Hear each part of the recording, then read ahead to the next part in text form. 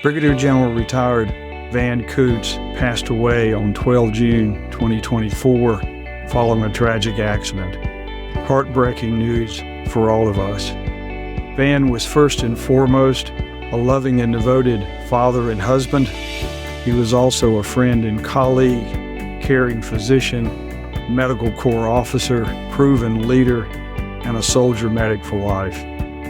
Van role modeled our core values of loyalty, duty, respect, selfless service, honor, integrity, and personal courage while he wore the uniform and continued to do so after he retired in 2016 after a career of nearly 3 decades. Simply stated, Van was a good person. Brigadier General Coots was one of our earliest WarDocs guests, and we are reposting his podcast as a tribute to his legacy. Van, you were missed, but you were not forgotten. We'll see you on the high ground, my friend. May God bless. Today, we're privileged to welcome retired Army Brigadier General Dr. Norvell Van Coots to WarDocs. Van, thanks for joining us today. Sure, absolutely. Thank you for inviting me. So you were initially commissioned as a medical supply officer following ROTC in college. Tell us a little bit about that particular job and how you decided to pursue medical school and become a doctor in the Army. Yeah, so I've always wanted to be a doctor. I found something that my mom had saved where I'd drawn a picture of myself in the 5th grade, and I had some kind of blue uniform on with gold stripes, and I was carrying a medical bag standing next to a gurney with a red cross on it. So I didn't quite get the uniform right, but I sort of knew what I always wanted to do. And actually, that's not exactly what happened in life. So I went to military high school. From there, I went to West Point. At the end of my plebe year at West Point, I decided I was number 500 and something out of a class of 1180. And at that time, they were only letting the top 2% go to medical school. So I said, I'm going to hedge my bets. I'm going to leave once I'm recognized. I left and went to Howard University, enrolled in ROTC, and then actually got accepted to medical school off the waiting list in my junior year. So I dropped out of undergrad, went to med school, actually had an ROTC commission that was pending. It rolled over into an HPSP commission. And then I'm a terrible test taker. So part 1 of the national boards just devastated me. I got kicked out of medical school. And so I was sitting there not knowing what to do. I said, wow, let me apply to medical schools around. Let me apply to school in Mexico, whatever. And then I get a call from the Pentagon saying, hey, Lieutenant Coots, we've been looking for you. I'm like, what do you mean? They said, well, you have a commission and you're not in medical school anymore. So guess what? You are coming on active duty. So they pulled me on to active duty, Medical Service Corps, 85th Med Battalion, Fort George G. Meade, Maryland. And my first unit of assignment was the 10th Combat Support Hospital. We were converting from a CASH to a MASH, needed 2 medical supply officers. So my boss called me in and said, hey, would you like to go to the logistics course? I called my mom and said, hey, my boss wants me to go to logistics course. What do you think? She said, stupid. He's not asking you. He's pretty much telling you you're going to go to the logistics course. So I said, oh, okay. So I walked back in and said, sir, I'd love to go to the logistics course. And that's how I became a medical logistician. But my goal was always to get back into medical school. So during that time, I studied, took the MCAT over again, applied all over again, got accepted at the University of Oklahoma, and started in my first year all over again. Well, let's fast forward a little bit. So you completed medical school, did your internship, and then you found yourself in Korea. And this is kind of the 6 degrees of Kevin Bacon, because you were the commander of the 150th Medical Detachment in Wagon, Korea. Of all the small places in the world, I actually followed you there as the doc replacing you. So tell us a little bit about your experience in that particular place, being kind of in the middle of nowhere, just out of your internship, and now you're in charge of a medical unit and the medical care of that whole post, basically. Yeah, my whole career is a very circuitous path. There's nothing straight. I mean, my CV reads pretty straight and easy, but it was not that at all. So I remember when assignments were coming up, I said, I could go somewhere in the States, but I've always wanted to go to Asia. So I'd like to go to Korea. So I actually called the 18th Medical Command and said, hi, this is Captain Coots. I'm an intern. I'm finishing up. I'm coming to Korea. I said, yeah, I'd like a command, and I'd like a command south of Seoul. They said, yeah, well, we make those decisions, Captain. Next thing I know, I'm I'm detailed to command the 150th at Camp Carroll. So when I show up, the chief of staff basically said, hey, that was pretty ballsy. Nobody's ever asked us and told us specifically where you want to command and that you want to command. And so we figured, if you're ballsy enough to do it, we're going to give you the command. So I thoroughly enjoyed myself. I thought it was great. I had commanded as a medical service corps officer too. I had a medical supply detachment and an ambulance platoon. So I'd already had one command, and I'd already deployed once to Joint Task Force Alpha in Honduras. So for me, it was a no-brainer. I said, I can either work for somebody or I can be the boss. I'd rather be the boss. Got stuck for 2 years because of Desert Shield, Desert Storm. When, they stopped, lost everyone, and everyone went to the desert, they said, you can leave and go to X is the unknown, or you can stay in command. And I said, I'm not stupid. I'll stay in command for my second year. And then got picked up for a derm residency, and then it was out of Korea. But those 2 years were just fabulous. I really enjoyed myself. And did you have any medical stories because you're intern trained and now you're the doc and all kinds of crazy stuff happens? I was the most fly-in non-flight surgeon you ever wanted to meet, because we had a helipad right there, and being south of Seoul, anything that came in that myself, my doc, and eventually in the second year we got a PA, what we couldn't handle had to fly to Seoul. So I had my own headset. I was always hopping on the back of the helicopter and flying with patients up there. I remember there was one baby that came in, because guys would marry women in the Ville and live out there in the Ville, get pregnant and have babies. The baby was 8 days old, had been delivered out on the local economy, came in and was having labored breathing and would periodically stop breathing. I said, I have no idea what's going on. I called Seoul. I said, helicopter inbound. Helicopter landed. For that entire flight, I had the stethoscope in my ears to the chest of the baby.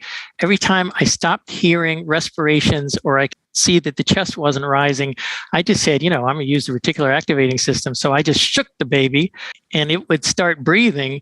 And so I shook that baby so many times. I was careful not to shake its brain, but I shook it just enough to keep it breathing in flight.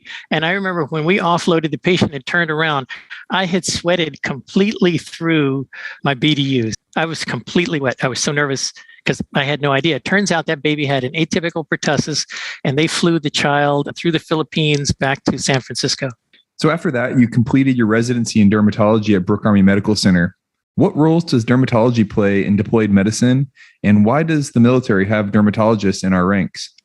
So when you look at disease non-battle injury, on average, about 15% is dermatologically related. In World War I, it was even more than that. It was 30 to 40%. You had trench warfare, so you had trench foot, frostbite, exposure, and then the normal rashes and things like that. But you also had syphilis and other venereal diseases, which fell well under the purview of dermatology. In World War I, you actually had dermatology hospitals in theater. So it was so significant. So the amount of derm which can actually degrade a unit's effectiveness is incredible. All you need is a really bad itchy, scratchy rash. And you're not thinking about the mission. You're thinking about that itchy, scratchy rash. So in your career, you've given several lectures to the tip of the spear folks, 18 deltas, on physical exam of diseases of the skin and any other kind of similar presentations. The lectures target an audience that provides expeditionary care. Tell us your thoughts about skin disorders, the diagnosis and management in that environment where you don't have all of the tests and studies and labs that you might be accustomed to back in the United States. One of the other lectures I gave was on sexually transmitted diseases too. So again, the same things, World War I, World War II, Korea, Vietnam, still hold true in just about any theater of operations, any type of operation. And for the 18 deltas, being that they go in remote and they are the medical care, I thought it really important that they fully understand the significance of being able to make a good diagnosis, or at least getting in a range of diagnoses and then having an idea of how to treat, to be able to keep that soldier, sailor, airman, Marine, whatever it is, as far forward as possible without having to evac them back for something that they could have easily made at least a reasonable guess and a diagnosis on. So following that, you spent 2 assignments primarily as a dermatologist in Wurzburg, Germany, and also at Fort Leavenworth, Kansas. Tell us about those assignments and any memorable experiences or clinical cases. Yeah, it was a lot of fun. I worked with Les LeBeau, who was the chief of dermatology at Würzburg. So that was my first assignment. I'd actually requested Fort Hood, and because they had a critical need in Germany, I went on my way to Germany. Had no desire to go, but there I was. The assignment actually turned out great. I was able to apply for the funds to buy a laser. They let me buy a laser because I had been laser trained in residency. So I did a lot of laser care, a lot of tattoo removal and things like that. A lot of dermatologic surgery. I wasn't trained as a dermatosurgeon, but dermatologists can excise a lot of lesions and things like that. So it was an awful lot of fun. I remember one of my patients called me a hairstylist because when I would check the scalp during a melanoma check or skin cancer screening, I would have a blow dryer and I would blow the hair so that it would part so I could look through it. So they started calling me not only a dermatologist, but a hairstylist because of that blow dryer. You could have charged extra for that. Yeah, didn't think of it. So in 1999, you moved on to kind of more operational and administrative jobs, both in Germany and then at Fort Myer. What made you choose that career trajectory apart from being a full-time clinical dermatologist? So again, nothing in my career was necessarily chosen by me. So during that first tour in Würzburg, I came up on the alternate list for in-residence command and general staff college. And I knew one of the guys who'd been in Korea with me. He was down at Stuttgart or someplace like that as a clinic doc. And he had actually come up on the list. But he said, Van, I don't want to go. I'm going to get out of the Army. So next thing you know, I was next on the Order of Merit list and I got selected to go.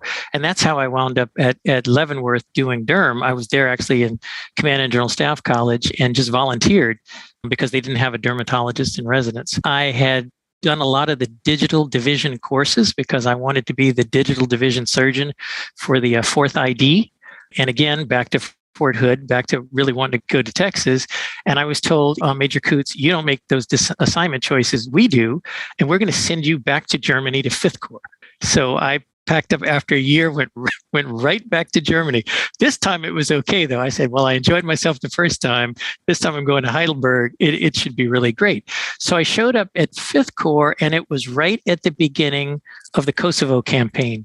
So half of the Corps Surgeon's office was forward in Albania, and the rest were back in the office planning the transition from Albania physically on the ground in Kosovo. We had the opportunity to actually plan for the invasion and takedown of Montenegro. A lot of people don't realize that this was going to be the largest amphibious landing since World War II.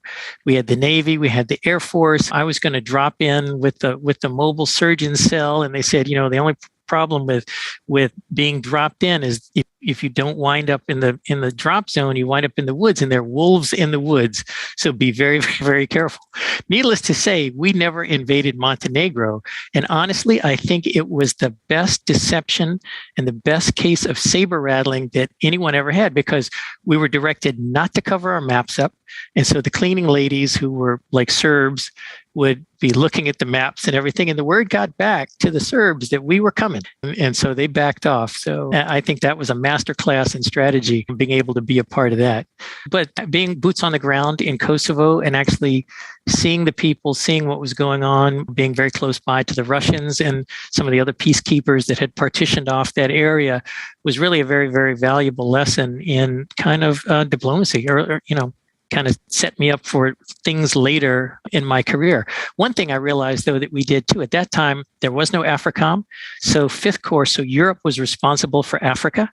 So if we had floods in Mozambique, I had to work with the French to get antivenom for the black mamba so that the troops could have black mamba antivenom. I had to make sure that the pilots had their anti-malarials. I mean, it was full spectrum service coming out of that 5th Corps surgeon's office. And the other thing that we were doing was we always knew we would return forces to Iraq. So we were dropping leaflets all the time saying, hey, we're coming back. We're coming back. If you don't fight us, we won't disband your army. If you don't fight us, we won't disband your army. And what's the first thing we did when we went back? We disbanded the army. You should have said, we're bringing black mambas and wolves. So following that, you served as the commander and CEO of the clinical services at West Point and Keller Army Hospital at the United States Military Academy. Tell us about that assignment. What was it like coordinating medical care for cadets, their teachers, and families? And did you mentor any cadets that were interested in a career in medicine? Yeah, it was great going back. And I actually had a little bit of trepidation because when I left the academy, so many of my classmates who were ring knockers wouldn't even talk to me. They called me a quitter. And so when I got the assignment, I was actually going to command the hospital at Fort Belvoir. and the medical service corps officer was going to West Point. And then the superintendent said, no, I want a doc up here to be the surgeon. So they flipped the assignments and I went to West Point. You get the theme here? Not a single one of my assignments was actually my choice, but wound up being a great assignment. So I went back to the academy. They welcomed me back. I did a lot of work with the pre-med club. I did have a couple of cadets that I personally mentored, both of whom are physicians now. I don't know if they're still in the Army because that, years ago, but certainly they became military physicians, Army docs. And I think the crowning achievement, though, was my DCCS had recognized that the cadets were really smart, but they were behind in anatomy and physiology because that isn't taught at West Point. They could play catch up, but they were very unprepared when they went to uniform services for that aspect. So we were able to get a special duty assignment through the Surgeon General's office and coordinated with the academy to leave my DCCS there as the instructor in anatomy and physiology. And he did that for 3 years before that assignment was eliminated. So any good cases that you remember from your time at West Point? It was a lot of sports injuries. I'll bet. So after that, you became let's say, the final commander of Walter Reed Classic in 2008. And that really was a time of continuing high op tempo during OIF and OEF. Tell us a little bit about that experience and the role Walter Reed played in the care of combat casualties from the theater of war. First of all, again, I was not originally scheduled to be the commander of Walter Reed, but Congress decided that they needed someone who had extensive command experience and also was a graduate of the War College. And I had completed War College by distance education while I was at West Point at Keller. And so the Surgeon General called me and said, hey, Van, I'm going to change your assignment. I'm going to assign you to be the commander of Walter Reed. He said, but I need you to talk to your wife because you have to understand with the political situation right now, this could be your last assignment in the Army. This could end your career, but I need you there to command. And I was like, oh, okay, Roger, sir. It was fascinating from the political milieu, from the Washington Post had written the article and gotten a Pulitzer Prize on the expose on Walter Reed. Members of Congress were through there all the time. They had created and stood up a warrior transition brigade. And really the whole system of warrior care, that Tiger team had gone in about 30, 45 days, had created the original part of the system that we know today. They had moved all the soldiers off post so that it was only wounded warriors in the barracks and wounded warriors and families living in the hotel, and then some of the other on-post housing. There were parents, there were mothers who would call me and say, I read the paper, I've seen the articles, I don't want my son or I don't want my daughter who's just been wounded in Iraq or Afghanistan coming to your hospital because you guys are going to kill him. And I would say, ma'am, I said, you don't understand. I said, this is exactly where you want your son or you want your daughter to come. This is Walter Reed Army Medical Center, worldwide, the biggest, the best military hospital in the entire world. And we did a lot of work from 2008 to 2011 to re-blue the organization, to change the culture, and really to win over our board of directors, which were all the members of Congress, as well as the American people. We had 2 flights of critical combat casualties a week, at least 2 flights, usually 10 to 12 to 15 casualties at a time, straight off the battlefield in Iraq or Afghanistan. And we had that van, basically the rolling ICU that would pick them up at Andrews Air Force Base and come with its sirens and lights around the Beltway and everything. And everything worked like clockwork. People responded so quickly. Everyone was out, got those carousels in, got those patients in. It was just amazing to see. All the while, the countdown clock was ticking away because under the BRAC, we had to close that base by September of 2011. And so 2 theater war, all these casualties coming in and planning for a closure with closure activities going on. Okay, this is now shut down. That's shut down. Let's move here. Let's do this. It was just a sight to behold. And it's amazing the dedication of the service members and the civilians at Walter Reed to keep the active mission going in patient care and also the closure mission going at the same time. We had so much stuff going on. We had 100 VTC suites in that hospital. And I remember sometimes I'd pop my head in the door and there'd be a surgical team helping a surgical team in Ghana. perform an operation, or working with a PA who was forward in a training environment someplace around the world where that special ops PA was out there and had a camera attached to the helmet, and my team was assisting him with whatever he was doing. So just a tremendous amount, a lot of frenetic energy going on all the time at Walter Reed. So we had talked to some previous guests who said that the BRAC was more of a big deal than a lot of people realized. And when you found something that needed to be repaired, they said, hey, there's no money for that. This place is closing.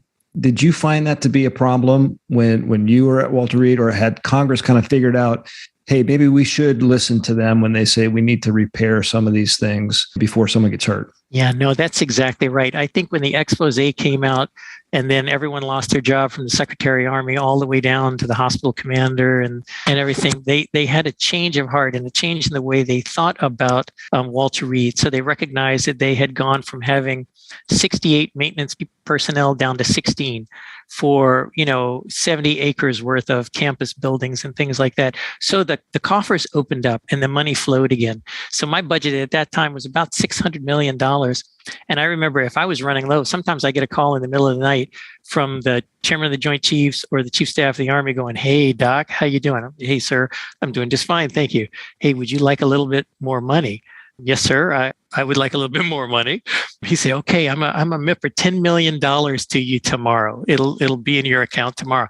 I mean, the coffers were open. Everything was working. I still had a project, even though we were closing, I did a $54 million renovation on my OR suites and my ICU, knowing that within a couple of years I was going to close because the standard of care had to be maintained. They were old, they were programmed for renovation. So we did that. We performed that renovation. And if I can tell one quick story, that one day I really remember like it was yesterday, I got a call to be standing tall, 0:30 on a Sunday morning. So it was like 5:30 in the morning. I showed up.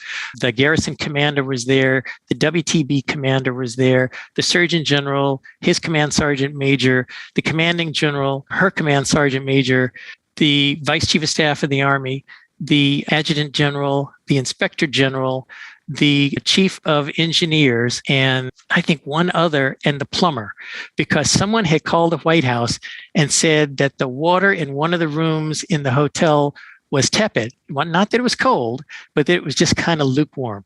So I remember everyone was crammed in this machine room with the plumber bent down. So we're all standing there looking at plumber butt as he's looking over and telling us what's going on with this valve.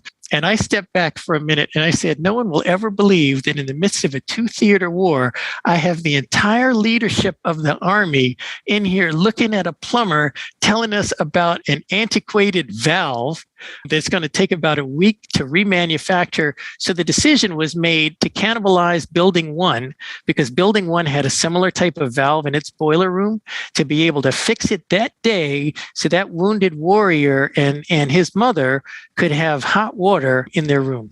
That's a great story. I can just see that plumber going for $10 million. I think I could take care of you guys.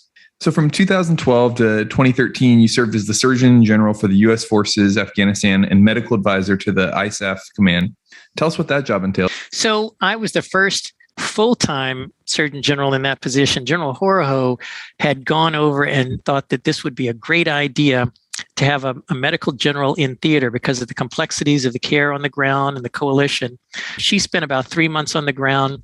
And then because they wouldn't frock me to BG, I had to wait to be promoted.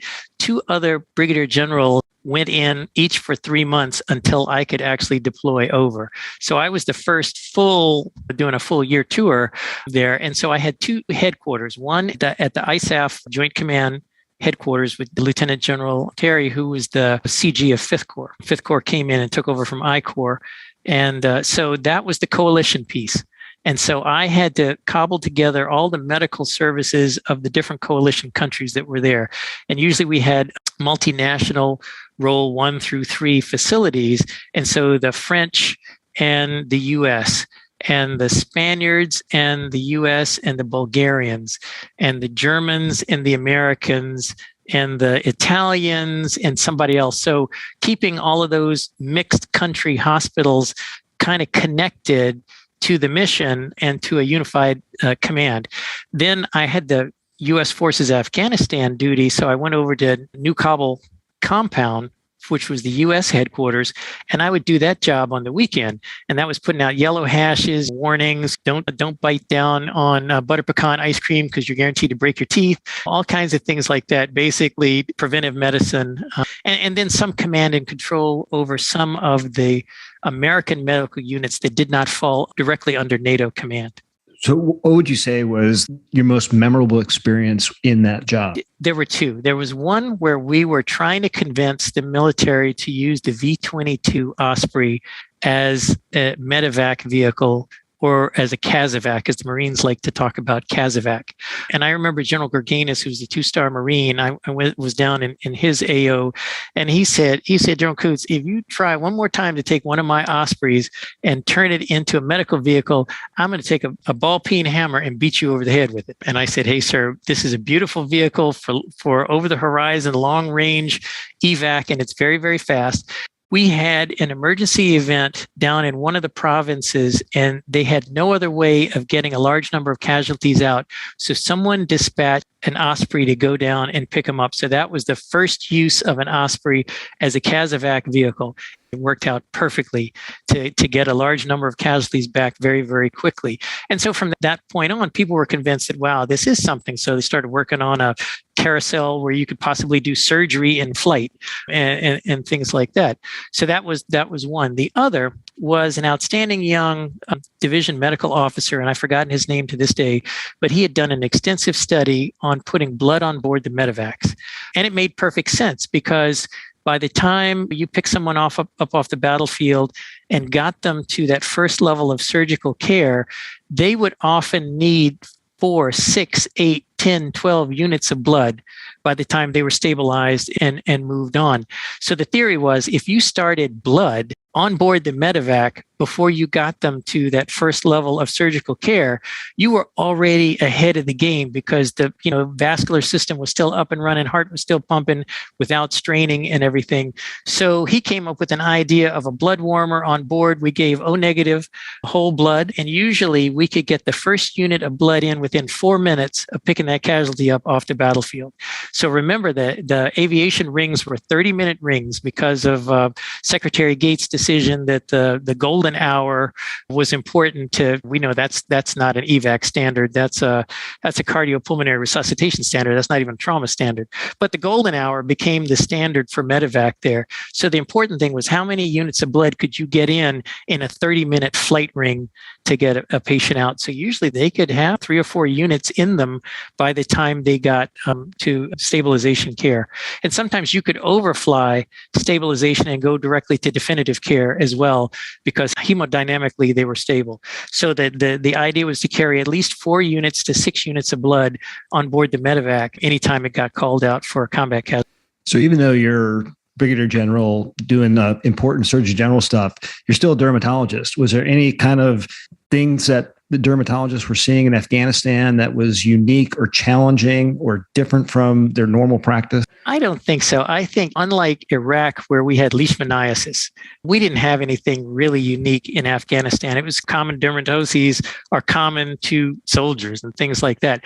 What was the obstacle was there was only one theater dermatologist. So troops had to get on a helicopter and fly to see a dermatologist, put their life at risk. At the Roll 1 in Kaya, when they found out I was a dermatologist, they said, hey, can you come see a patient? Finally, I said, I'll tell you what, guys, why don't you save up all your derm patients and book them for Friday? And every Friday, I will come over and I will do a derm clinic. How about that? And so I wound up being the dermatologist in Kabul. Yeah, I remember working with a former dermatology consultant to the Surgeon General, Dan Shizzle, who would always refer to dermatologists as we're the cutaneous warfare specialists. That's it. That's it. I mean, so Dan and I were together in Heidelberg when I was the DCCS there. He was chief of derm there, and he actually had some shoulder tabs made that said combat derm. And of course, we couldn't wear them, but we would wear them under the flap. I hope you kept one of those. I did. I have mine still. We want to see a picture. Okay. In June 2013, you served as the Assistant Surgeon General for Force Projection. Explain to us what force projection means and how that applies and how it is important to military medicine. Yeah, so that was an old term. We had two assistant surgeon generals at that time, one for force projection and one for force sustainment. And the year both of us were in those jobs was a transitional year. We were kind of moving away to the traditional role. But force projection, I was the waiver guy. I was the ultimate waiver. So if you had been denied at a couple of different levels and had a final appeal, it would come to me. I was the waiver authority for the age waiver. So we had a 70-year-old neurosurgeon who volunteered. I waived him in because we needed neurosurgeons and because he was probably healthier at 70 than I was at 50 something at that point in time. Most of what I did in terms of the force projection, eventually it segged into having oversight of the White House Medical Unit and other special medical units in the National Capital Region and being tied into the disaster management for the NCR. The position also came with a role at MedCom, and that was the Deputy Commanding General for Support. So a one-star role here, technically a two-star role at MedCom. So from there, you went on to be the Commanding General for Regional Health Command Europe, which I'm sure was a very interesting job. Tell us a little about the challenges military medicine finds outside America. You're in Europe. No, that's a great question. So it actually was ERMC when I showed up, and we transitioned it to Regional Health Command Europe and rolled up to Dental Command and Public Health Command so that all medical was under one command. Because prior to that, you had Europe Regional Medical Command, Europe Regional Dental Command, Europe Regional Public Health Command. So 3 disjointed commands, which made command and control over all the different types of units throughout Europe difficult because the troop strength had gradually been decreased. A lot of the caserns and bases had closed down. And so people were far flung and farther apart than they ever had been before. So I was responsible for healthcare from England all the way to multinational force observers in Egypt, coordination with the Israeli Defense Forces Medical Hospital in Italy and a smaller clinic at another base in Italy, the bases in the clinics in Belgium and also in Spain. And then all the bases in Germany, of course, with Landstuhl and everything. A lot of what people don't realize is that Landstuhl is the main support hospital really for all of Europe. Italy had a hospital that really been downgraded from hospital status. We still considered it sort of a hospital, but we wound up having to develop partnerships with host nation medical to really provide tertiary and quaternary care. So in Italy, having a partnership with several Italian hospitals, and that took some converting because Americans don't like European healthcare because European healthcare in many places is still old-fashioned. Rooms, four patient rooms, sometimes with a screen as a divider, sometimes with a curtain, sometimes with nothing as a divider. Very often in a German clinic, when you would go, they would tell you to get undressed in this room and you'd walk naked back across the waiting room to go to the exam room.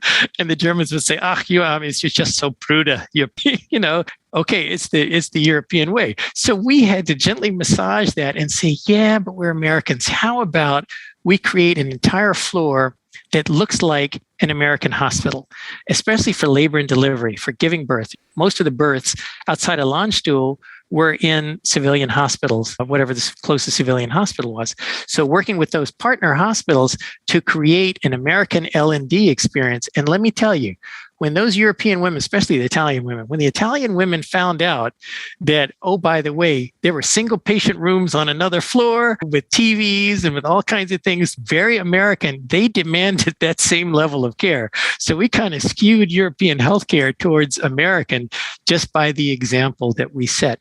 But really, it was important to cobble together all these partnerships with all the different host nations to provide an American standard of healthcare. In Germany, it was easy because whether you're deployed in Germany or in country, the standard of care is the same. So in a deployed environment, you have to have sort of home world standard of care. So we knew that in Germany, the care would be exceptional other than that whole, being naked thing. And in Prude, ja, genau.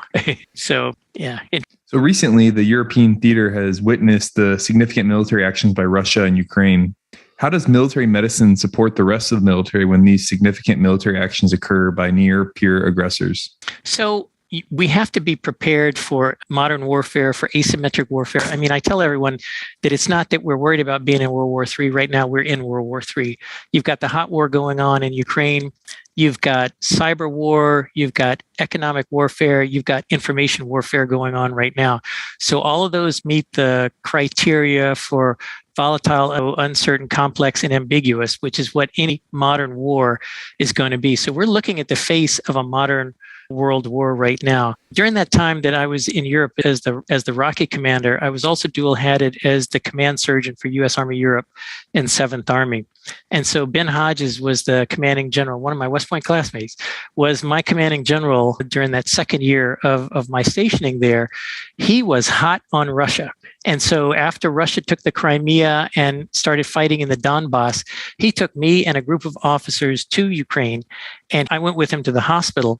And then he decided to leave me in Ukraine for several days to make the rounds and meet both the civilian and the military healthcare leaders and determine what the issues were, how we could ramp up and support their forces. And so we started a training program which still existed up until the Russians rolled in and started their assault. But we were training on individual self-aid, buddy aid, combat casualty care, MEDEVAC, CASEVAC, medical logistics. And of course, the warfighters were coming in and training on small arms, artillery, armor, and things like that. When we face an activity like that and units start to deploy forward into Poland and into Romania, we rely on host nation even more than before to fill in the gaps in healthcare when we deploy the healthcare providers forward. As units are flowing through, particularly Germany, we increase the capacity of our primary care clinics. So we would deploy primary care docs from CONUS to Germany to help augment those clinics, while those units' medical services were still uploaded and pretty much in their phase of forward movement. So their organic medical was fully loaded, their sets, kits, and outfits. They may have some time to assist at a clinic, but really we wanted them to be preparing their soldiers and their equipment to go as far forward as necessary. So we would expand our capabilities for our base clinics to support those troops that were moving through. And unfortunately, in order to do that, we would have to transition family member care out onto the local economy. And that was always followed by a lot of gnashing of teeth and everything like that, because no one wants to leave the comfort of an American healthcare system and go to the unknown of a European healthcare system. Yeah, especially when you're dealing with refugees that are coming back the other way and overwhelming your country as well. Well, I think one of the things that's important to think about this is we all know that anytime that there's war and there are refugee populations, that disease follows those refugee populations. So as we're watching these millions of people cross these different borders, the biggest thing we're worried about right now is COVID. You see the pictures on TV, you see nobody wearing a mask, people huddled together wherever they could take shelter in the Ukraine, and then massing together either on the road or on board trains to get across the borders, and then massing together at the reception stations. I think the fear is that this is going to lead to a spread in COVID. And in fact, some of the European countries are starting to see an uptick in cases right now. And usually here in the States, we're 2 to 4 weeks behind Europe. So I think we're all starting to get a bit wary of what's going on, thinking that as we watch these refugee populations being here in the National Capital Region, I've got Dulles Airport and BWI, 2 major points of entry from Europe relatively quickly. And then also recognizing there are a lot of Ukrainian Americans. A lot of people are going to want to come to America and join their family members. What is it that they're going to bring with them as they transit through Warsaw and get on a plane, or to Berlin and get on a plane to DC, or something like that? So we have to be really prepared to be able to pick up any early warning signs of disease that might cross our shores. So as a medical corps general officer, I'm sure you've had some significant leadership challenges. Can you tell us a little bit about maybe one particular example and something that you learned that has helped prepare you for your current job, which is president and CEO of Holy Cross Health in Silver Springs, Maryland? The biggest thing is always convincing the warfighters medicine is a force multiplier.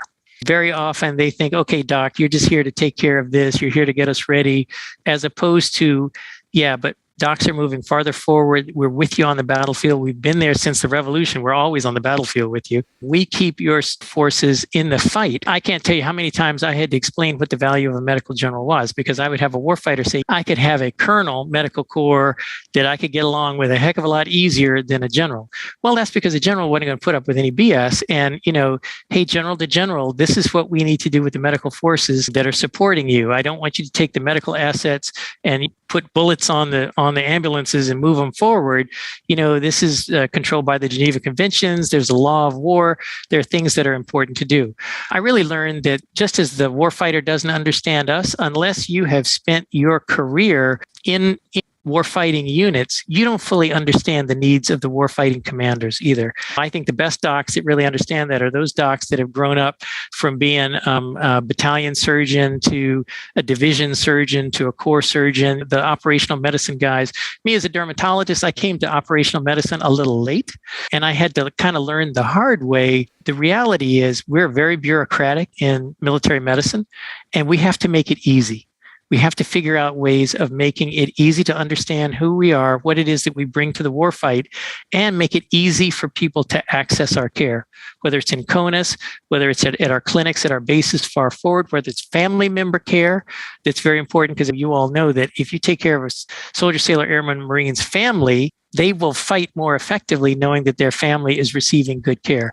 So how do we make it easy for everyone who needs to access our care and cut through the bureaucracy and not be that? I remember as a young captain in Korea, I was explaining to an 05 battalion commander what Army medicine was, we did and did not do, and what the rules were for accessing care.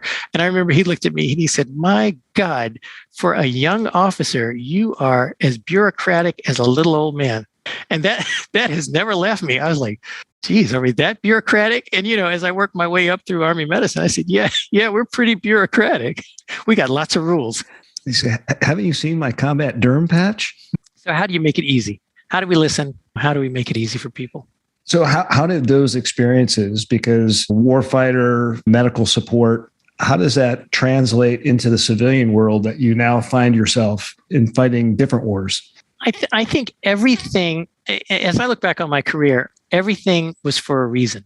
I mean, those years as a medical supply officer, I really learned to understand what that side of a hospital or healthcare is all about. So I can walk into the warehouse and I can talk to my warehouse guys, and we can talk about the cube. We can talk about moving things forward. I can ask what bin such and such an item in is, how they have it tagged. Is it RFID tagged? I understand all of that. I also understand how logistics can choke a hospital out too. So sometimes when they'll say something to me, I'll say, hey, BS, I was a logistics officer. I know you can get me this part for me tomorrow.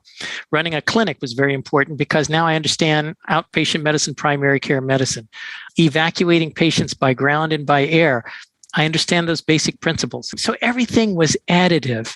And then commanding Walter Reed, and then commanding regionally, and the relationships and the partnerships that we had to develop to provide healthcare between us and our host nation medical facilities. I'm doing a lot of JVs. I'm doing a lot of partnerships right now. I'm developing partnerships with the payers, developing partnerships with other hospitals and health systems. Everything I learned in the military basically is translated over. Even in Maryland, where we're under a special waiver from CMS and CMMI, I have a global budget revenue cap that's set. So I know that my budget is $650 million a year or $700 million a year, just like I knew at Walter Reed that Uncle Sam gave me a $650 million budget a year. The difference is I was given it at Walter Reed. Here, I'm allowed to earn up to that amount, but I have to charge for it. I have to work my way through denials. I have to negotiate with the payers for a good rate. So a lot of those fine nuances, if I have a weak point, or if I had a weak point as I was transitioning, it's in the finance of healthcare, because that is not something we ever really had to worry about in the military. If I wanted to do a surgery, I did the surgery. If I wanted to get that amputee 6 different feet and 6 different legs so that he could climb, swim, bicycle, everything, he got them. I didn't have to worry about who was going to pay for it. And maybe if I gave him all of that, I couldn't give somebody else everything, or I couldn't do something else. And so it's a balancing act in the private sector that I really had to learn. Then I also had to learn not to stand so straight, because people found that very intimidating. Those things that we learned to do, stand straight, look somebody in the eye when you talk to them, pop off, speak at a volume, and very clearly enunciate so people can understand you. They were like, wow, he's really, you talk loud, or wow, you're intimidating the way you stand. So I had to learn, instead of standing straight up, to kind of lean on something, cross my leg, and put my hand in my pocket. Okay, so what advice would you give to those medical leaders in the military right now that are considering transitioning out to the civilian sector? So I would say, don't self-select out. As I was transitioning, a lot of people said, yeah, I know you're a general, but you can't go straight into the C-suite and be the CEO of a health system in the private sector. You got to start somewhere lower, like chief medical officer or whatever, and work your way up. And I wasn't ready to accept that. I said, no, I've had too many CEO equivalent positions as the commander of this and the commander of that I think I can do it. And clearly I did. So I think we sell ourselves short. The second thing is we undervalue ourselves, because everyone knows what a government pay scale is. We have no idea how much we're really worth in the private sector. And so we have a tendency to take the first offer that they give us because, wow, that's a lot more than I was making in the military. But the reality is we're often selling ourselves short. And then we really don't understand sometimes that it's the ask and not the task. There's a different way of getting to consensus, to getting things done, that's saying, hey, I need you to do this. Hey, I need you to get me that. Hey, let's call so-and-so. Hey, let's have a meeting. It's like, hey, I think I would really like to have a meeting with them. Do you think you can arrange that so we can talk about this, JV?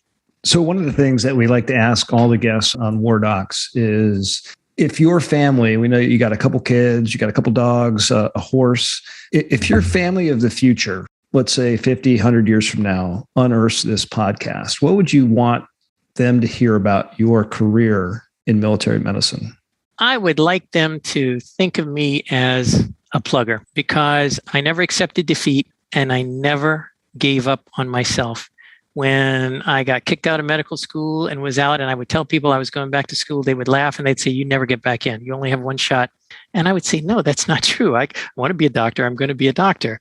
At every turn, when I didn't get picked up for derm the first time I applied, people said, well, usually if you don't get picked up in your first time, you're not getting picked up. I was like, no, I want to be a derm. I'm not going to give up until I become a dermatologist. And so it was that way all along. Anytime somebody said, you can't do this, to me, that was like throwing down the gauntlet that, okay, I've got to prove to you, oh, yes, I can, because I've never given up on myself. If you don't ever believe in yourself, why in the world would you ever expect anyone to believe in you, right?